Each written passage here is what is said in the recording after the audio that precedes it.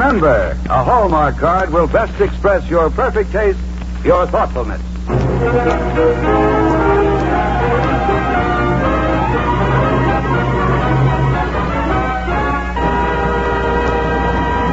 The makers of Hallmark greeting cards bring you the romantic story of a great American writer starring Gene Raymond and Hala Stoddard.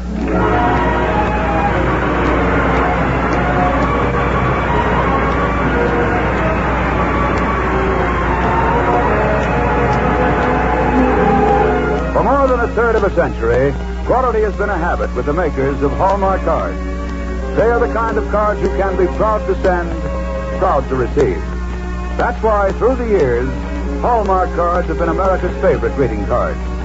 So if you want to send the very finest, look on the back for the 3 identifying words, a Hallmark card. These 3 words are your assurance of finest quality.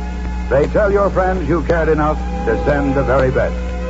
And now to preside over the Hallmark program this evening is a young man well known to Broadway both as actor and producer, Richard Dahmer.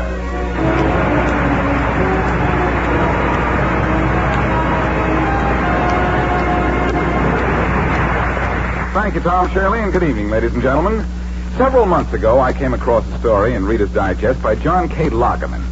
It was called Husband to the Month of May, and it seemed, I thought, to offer excellent material for the Hallmark program. We put Robert Sonadella to work on it, and after reading his fine dramatization of this true romantic story, well, I knew we had something rather special in the way of radio fare. Our casting problem was considerably eased by the fortunate presence in New York of 2 young, talented performers who we are sure they could capture and create the flavor of another era. An era when sailing ships moved in and out of Boston Harbor on the tides, a graceful era of demure ladies and gallant gentlemen. The Hallmark program is proud to present from Hollywood, Gene Raymond, and from the Broadway stage, Hala Stoddard in Husband to the Month of May.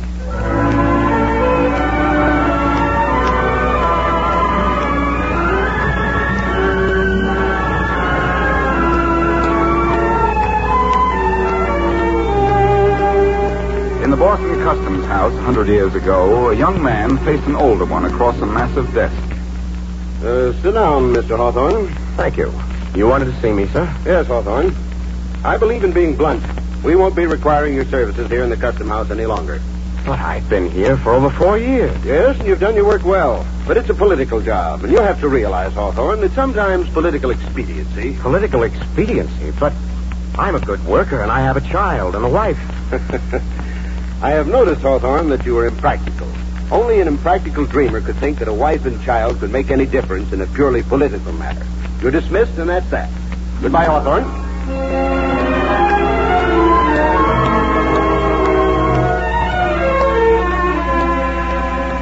I am Nathaniel Hawthorne. And now, at the age of 42, I wander the streets of Salem and enter the offices in Salem and beg for work. I've not yet told Sophia that I have lost my position in the Customs House. Sophia will bear it like a woman. That is to say, better than a man. But I don't want to tell her. I don't want to bring this new burden to my wife. She's been burdened ever since I met her, and even before that. I remember every glance, every shade of expression on Sophia's dear face the day when she and I first met. And here is my sister, Mr. Hawthorne. Sophia, Mr. Hawthorne. How do you do, Miss Peabody? Mr. Hawthorne? How is it that I've never met you before? I never go out, and I seldom see visitors. Sophia's not well. Oh, I'm sorry to hear that. But she keeps in touch with the world, don't you, Sophia? She reads a great deal. Yes.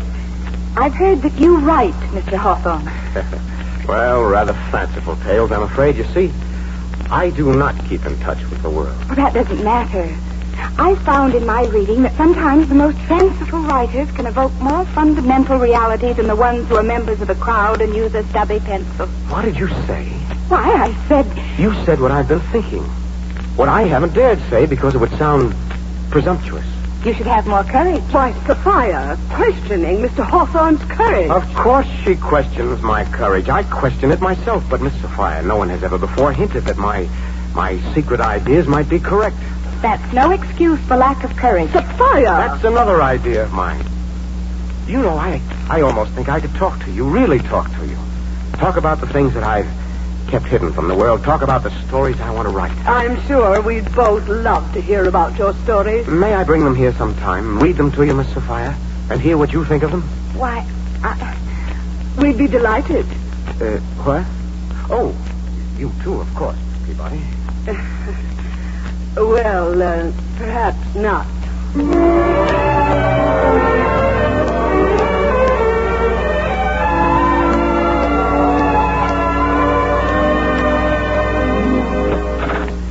Ah, Elizabeth. Well, my brother. And why this excess of good spirits? I've been to the Peabody house. We've often been to the Peabodys, both of us. But I do not remember that we ever returned with such beaming faces before. Ah, we never met Sophia Peabody before. Oh.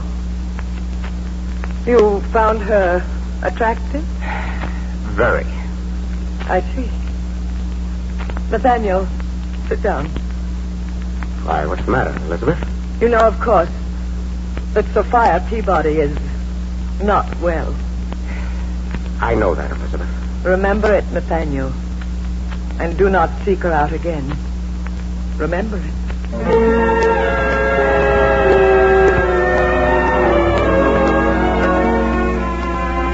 That was the way it always was. My sister Elizabeth depressed my spirits and deflated all my hopes and aspirations.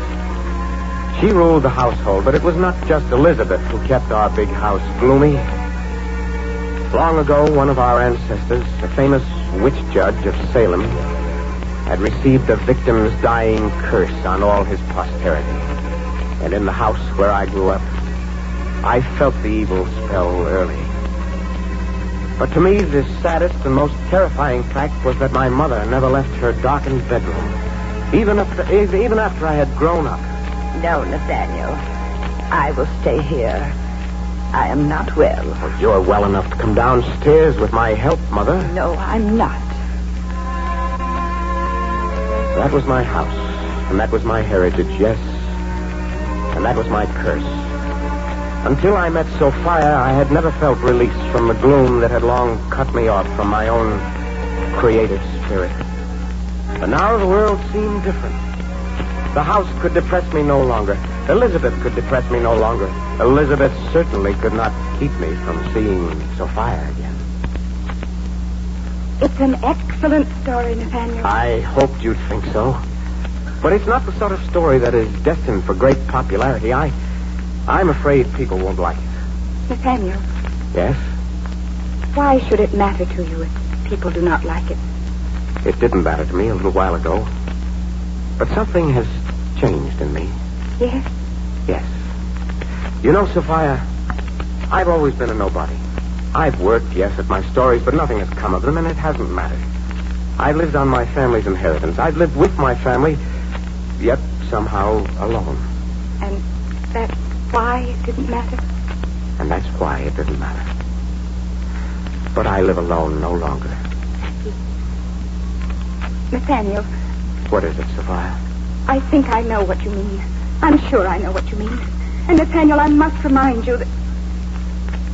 I must remind you of a certain fact about me. That you are ill. Yes, I've never understood your illness. no one has. Not even the doctor. I received a bungling overdose of medicine when I was a child. And I've had this nervous ailment ever since. It keeps you from many things.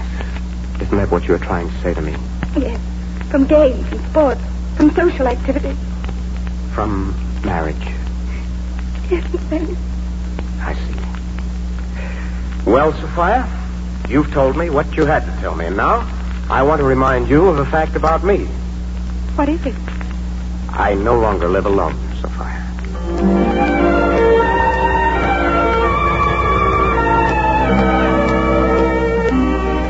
It was the truth. It was the tender truth and the brave truth. But I left one thing unsaid. If I no longer lived alone, I had correspondingly increased my responsibility. I could no longer spend day after day shut up in my house writing stories that no one wanted to read. I had to find employment. No experience? Well, then I'm afraid you're wasting my time, Mr. Hawthorne. You have references, of course, Mr. Hawthorne. I'm afraid not. Then how do you expect to get a job with me? I'm very sorry, Mr. Hawthorne, but I've told you before, my employer has no interest in you. Finally, I did something that I found distasteful. I went to a political friend of the family, and he promised to speak to his political friends. When I went back 3 days later... Congratulations, Nathaniel. You start working Custom House on Monday. Oh, thank you. Thank you. Well, don't you want to hear what your salary is? Oh, yes, of course. $1,200 a year.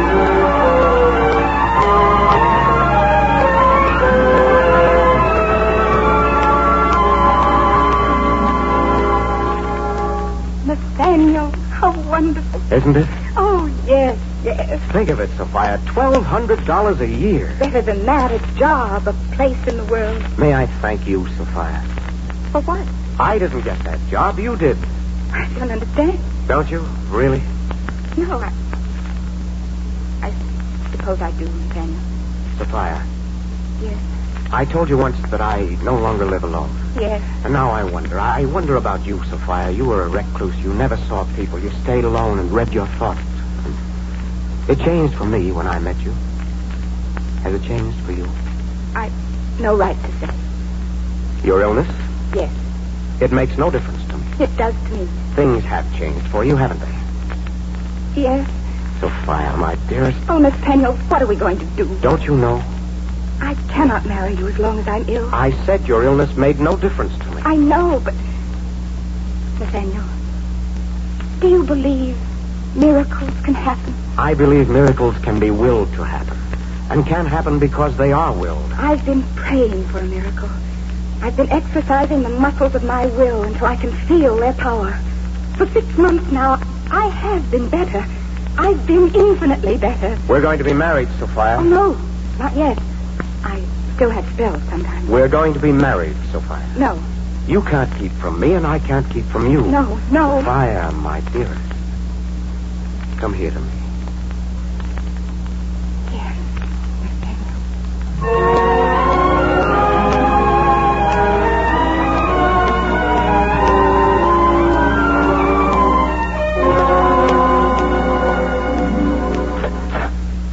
Oh, Elizabeth. Well, Nathaniel, Elizabeth, Sophia Peabody and I are going to be married. are you mad, Nathaniel? For the first time in my life, no. Allow me to point out to you, my dear brother, that Sophia Peabody is an ill woman and totally unfit for marriage. You have pointed that out, Elizabeth, in one way or another, daily for some time now. Yes, because you are so moonstruck that it needs reiterating. Well, allow me to inform you, Elizabeth, that Sophia is ill no longer. This is not true. It's quite true. The doctor has confirmed it, and we are to be married. Never. Elizabeth, this is strange talk. You sound almost jealous. Oh, Nathaniel, do I have to speak the truth to you? What do you mean? Sit down, won't you? Yes. Now, what is it? Nathaniel, you know that no person can escape responsibility to other people. Of course not. Harsh sometimes, the unhappiness that can come to us because other people lay their hands upon us. What are you getting at, Elizabeth? You would not want to be responsible for anyone's death, would you? Oh, of course not. Or for any serious illness. No, but Particularly for the death or serious illness of someone close to you. Elizabeth, I must ask you to tell me what you're driving at. Mother has often called me to her room because you and Sophia are on her mind. She has told me that if you do not give up Sophia, it will kill her. Mother said that. Mother said that, Nathaniel. And now, I'll leave you alone with your conscience.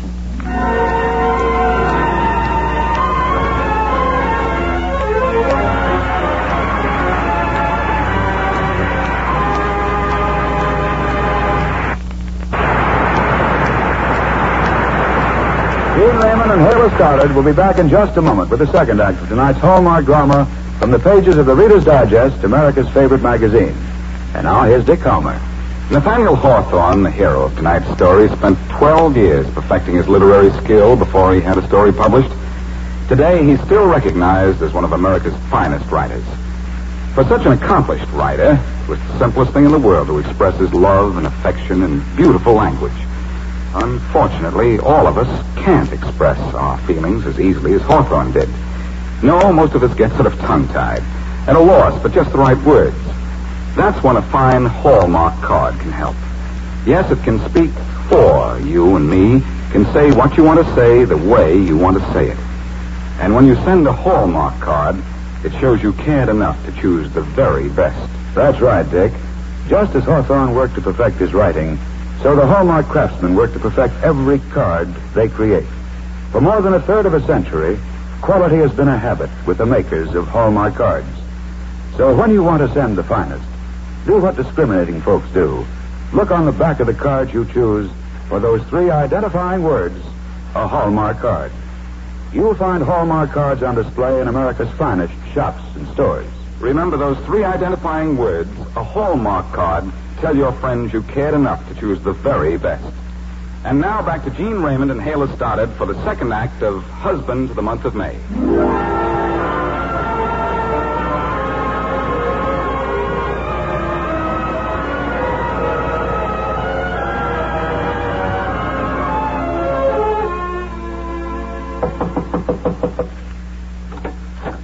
Oh, Nathaniel. Come in, my son. How are you, Mother? Fairly well, thank you. Mother, do you ever worry about me? Yes, often. You know, I'm not a child. I know that. It isn't right that you should treat me as if I were a child. Do I treat you that way? Yes. Well, perhaps it's because you act as if you were a child, Nathaniel. I don't believe that's true. I'm sorry, Nathaniel, but it's only too true. That's puzzling. For years, I shut myself in. I accepted no responsibility. Wouldn't you say that was childish? Yes, it was. But now I've gone out into the world. I've secured a job. I know. And I'm glad. You're glad? Of course. I have wanted you to be strong.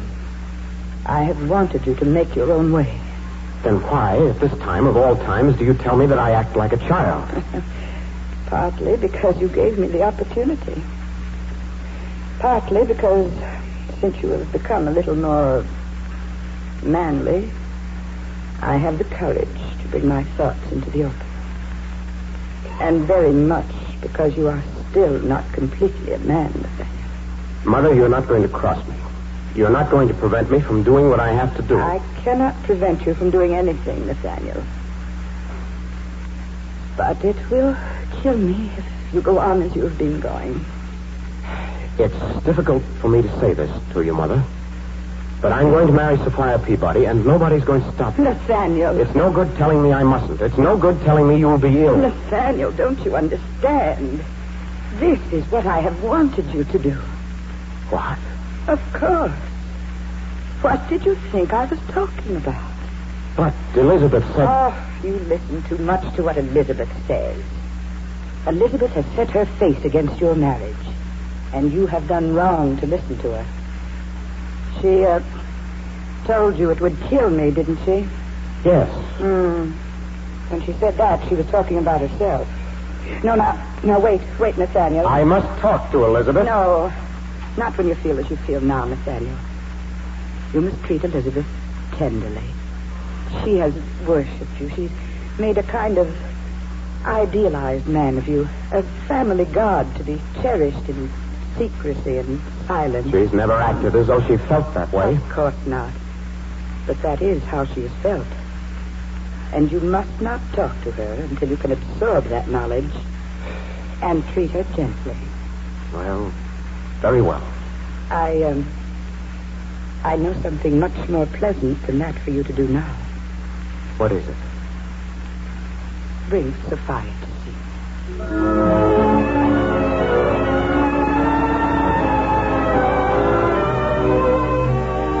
And so I married Sophia. I rented a house in Concord. And we lived there for years, surrounded by fields and wooded hills. In the winter, we bundled up to skate on the river or walk through the woods. In warm weather, we fished or swam. It was the happiest time of my life. Sophia was like a twin sister to the spring. I was husband to the month of May. There was only one dispute between us. You're not writing, Nathaniel. Of course I am. You're not writing enough. I have my work. You mean your money-making work? Of course. You have your other work, too, Nathaniel. You're writing. We're back at the beginning of the argument, my dear. I do write when I have time. Nathaniel, listen to me. Your writing is more important than your job. You have greatness in you. Which is another way of saying, Sophia, that you're a woman in love. Oh, yes. And with a great man. And I will not allow you to dissipate your greatness. Thank you, my dear. But I will not allow you to starve.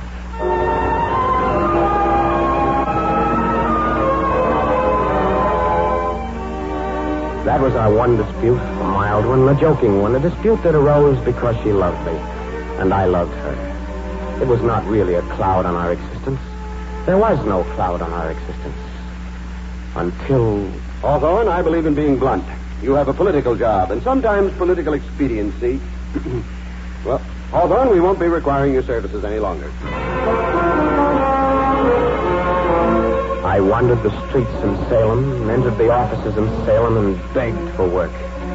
But it was just as it had been before. I'm afraid you're wasting my time, Mr. Hawthorne. How do you expect to get a job with me? Mr. Hawthorne, I've told you before, my employer has no interest in you. I'm afraid you're wasting my time, Mr. Hawthorne. My employer has no interest in you.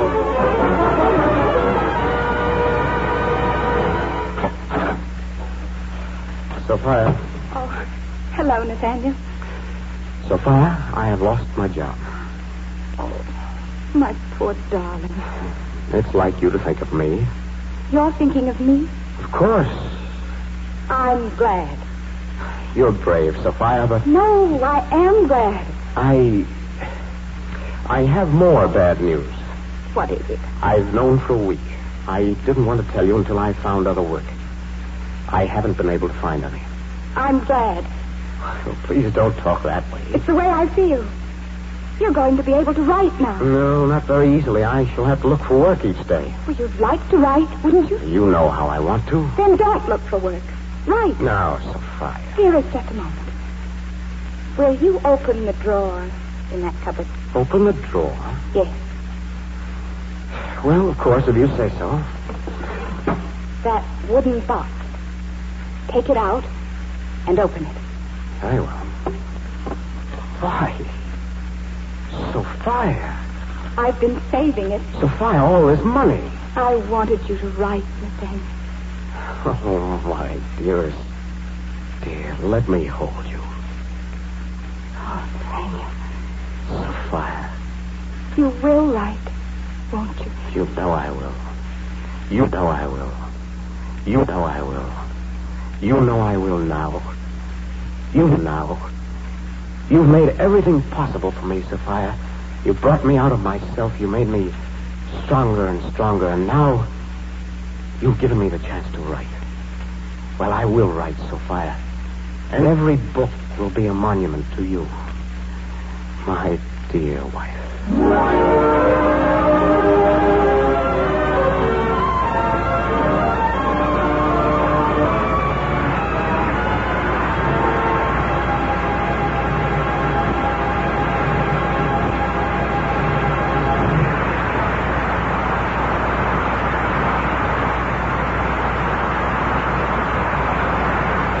Nathaniel Hawthorne did write. He wrote such masterpieces of American literature as Twice Told Tales and The Scarlet Letter and The House of the Seven Gables. Thanks, Ayla Stoddard and Gene Raymond, for bringing his love story to life again tonight. Oh, well, let's say we just repeated it, Dick. You can't bring anything back to life that never stopped living. You're right, Hyla. The romance of Nathaniel Hawthorne and his Sophia is one of those things that will never die. It's one of those things, incidentally, that Rowena Cheney was talking about in her poem, Remember. You know, Gene, I've been listening to the Hallmark program regularly this fall, and on every broadcast, Tom Shirley introduces Dick Calmer as a producer and an actor. Well, I think it's about time you did some acting. How about reading Rowena Cheney's poem for us, Dick? Right now. Hey, lad, I'd like to.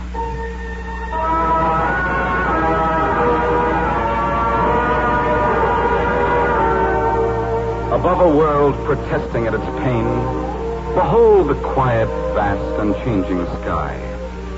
Remember things that sleep to wake again. Remember all the things that cannot die. Remember, man is powerless to efface the wind, the rain, the warmth of nurturing sun, a silver sound that falls on echoing space. And though his hand should ravage one by one all singing strings, all instruments on earth that ever drew a song from music's breast, music would not be dead. All that is worth living will live again to be expressed by blundering mankind, seeking God afar through black delusions, groping toward the sky where burns the molten message, star to star. Nothing that truly lives can ever die.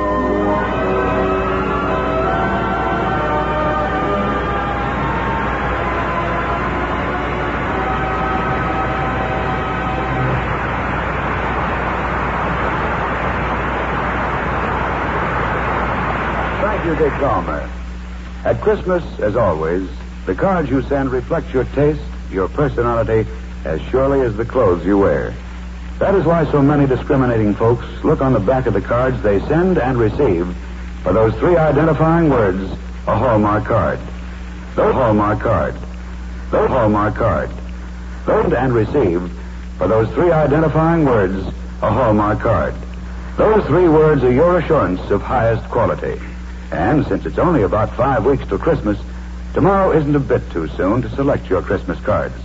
So plan to go to your friendly Hallmark dealer tomorrow for your Hallmark Christmas card. You know, Tom, I'd like to make a suggestion, too. Why not remember the folks you can't be with on Thanksgiving Day by sending them a Hallmark Thanksgiving card? They'll appreciate your remembering them on this traditional family reunion day. And remember, at Thanksgiving, at Christmas, and on every occasion, those three identifying words, a Hallmark card. Tell your friends you cared enough to choose the very best.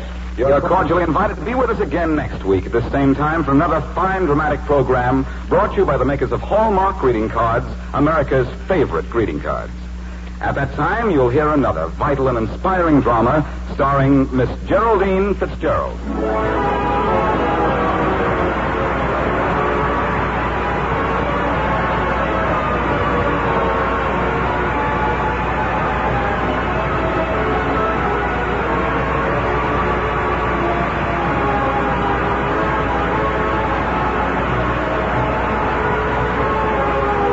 Gene Raymond may soon be seen in RKO's The Locket.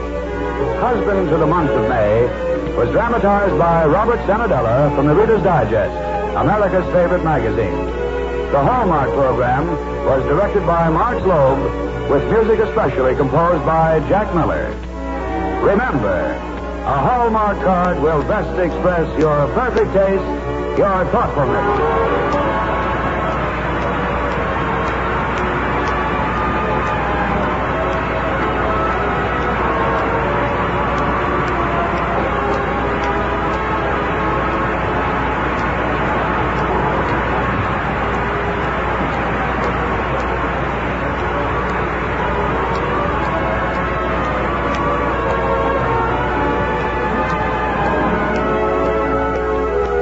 Tom Shirley speaking. This is CBS, the Columbia Broadcasting System.